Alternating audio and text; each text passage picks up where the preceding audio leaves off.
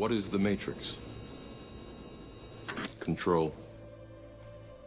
The Matrix is a computer-generated dream world, built to keep us under control in order to change a human being into this. He's the T-Rex of political talk.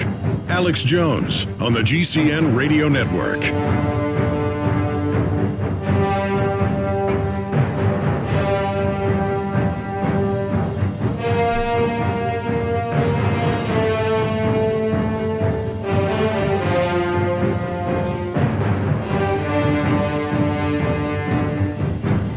Thank you for joining us. It is the 31st day of December 2008. We're live the next hour and 51 minutes at prisonplanet.tv. We generally go live in the second 2 hours of the syndicated radio transmission. And again, we're going to be live here for the balance of the show at prisonplanet.tv. Wide open phones. Previously, we were taking phone calls from folks about what their predictions for 2009 are. How bad they think the controlled economic implosion by the private central banks will be. Their take on the fact that 2008 was the year where hundreds of mainstream news publications, from the Financial Times of London to the Wall Street Journal, admitted that a secret world government has been built by the private banks and that it is tyrannical, but that is for our own good, and that they have orchestrated the crisis and will now have take over the planet, control the issuance of currencies, and then we will buy carbon credit taxes from them. That has all been announced in over 200 publications in the last few months that I have seen. Just unbelievable arrogance on the establishment's part. Also, neocon Bolton says Gaza conflict may result in U.S. attack on Iran. We're going to play that clip later in the hour.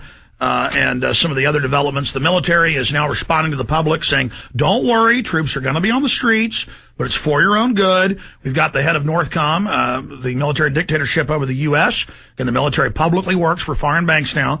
They're there to make sure the receivership, the hostile corporate takeover, the hijacking of the nation is done smoothly. So military backpedals on troops in America. We're going to get to that as well. Welcome back to Hannity and Combs. I'm Rich Lowry in for Sean Hannity tonight. We continue now with John Bolton. Mr. Ambassador, tell us a little bit about the relationship between Iran and Hamas and what Iran's long-term strategy is in this conflict. Well, Iran is one of Hamas's main funders, and it's been a supplier of arms and equipment and training over the years. And this is important because Hamas is basically a Sunni Arab group, and Iran obviously is Shia and Persian. This is a demonstration of the reach, the scope, the power that Iran has in the Arab world, and why we're looking at potentially a multi-front war here, not just in the Gaza Strip, but potentially by Hezbollah, the terrorist group in Lebanon, attacking Israel from the north, as it did in the summer of 2006, and indeed the continuing Iranian quest for nuclear power. So while our focus obviously is on Gaza right now, this could turn out to be a much larger conflict.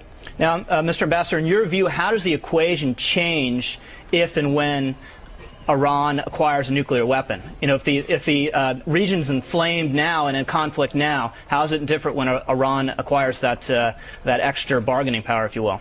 Well, I think it gets much worse. Their ability to threaten and intimidate Israel and the Arab states in the region obviously substantially increased.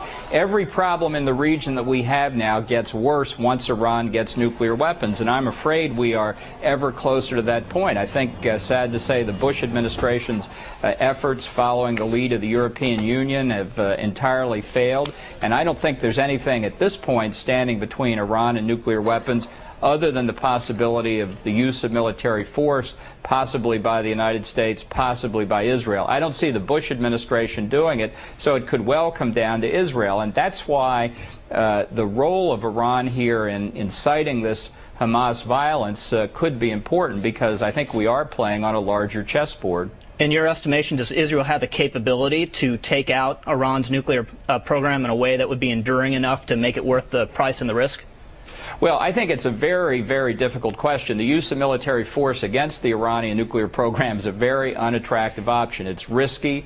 It's going to provoke a reaction. The reason it's on the table is because the alternative of Iran with nuclear weapons is much worse. I think Israel could destroy enough of Iran's program to give us 3-4 years, which puts time back on our side to look for a longer-term solution. But it's a very, very unhappy situation to be faced with. What does all of this tell us about the power of negotiation in the Middle East, Mr. Ambassador? Because you pointed out President Bush kicked off the Annapolis process. We're now on the verge of another war anyway. Bill Clinton, twisted Israel's arm and got it to agree to withdraw from a lot of the territories. The Yasser Arafat launched the Intifada anyway. It doesn't seem as though it gets you very much when you're dealing with such an implacable foe. Well, here's the thing for people who think negotiation is the solution to everything. Sometimes nations or groups have irreconcilable objectives, and I think in many cases that's what we see here. In terms of negotiation with Iran, for example, our friends in Europe have been negotiating for over 5 years to try and dissuade from giving up its pursuit of nuclear weapons, and they have failed. That's why we're in the desperate position we're in. As far as Hamas goes, I don't know how Israel negotiates with a terrorist group. How do you get them to live up to their commitments, even if they're willing to make them? They had a so-called ceasefire with Israel for 6 months that they routinely ignored. Are they going to solve it militarily?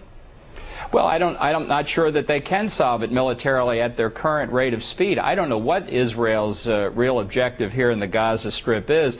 I think that this is a circumstance where the pursuit of the so-called two-state solution has come to the end of the road. I think the one thing we need here is for countries like Egypt to take up their responsibility, perhaps reassume sovereignty over the Gaza Strip and try and bring some order there. You said you don't know what President Obama will do. If it were up to you, would you go and take out Iran's nuclear facilities right now?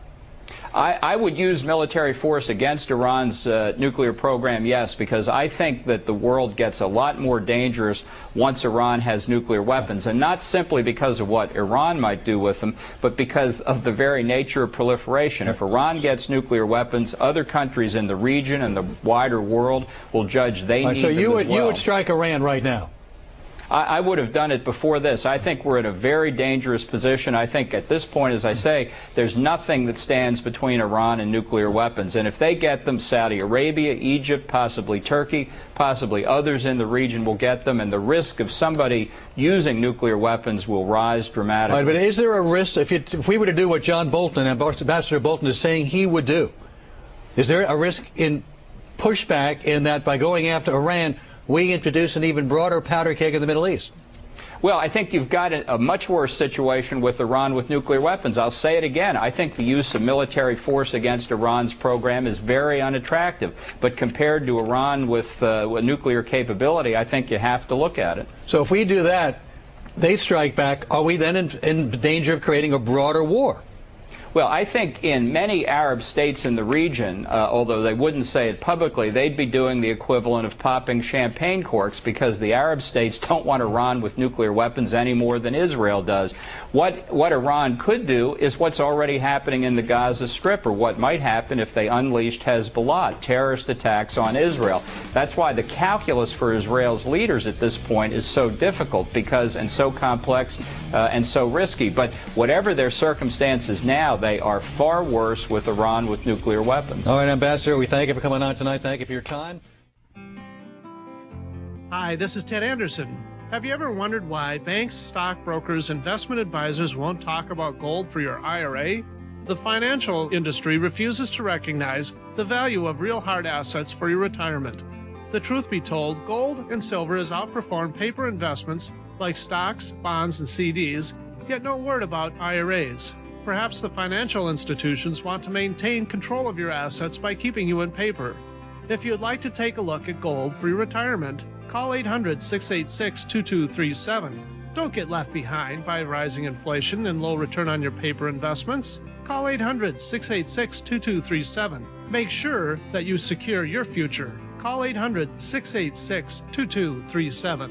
That's 1-800-686-2237.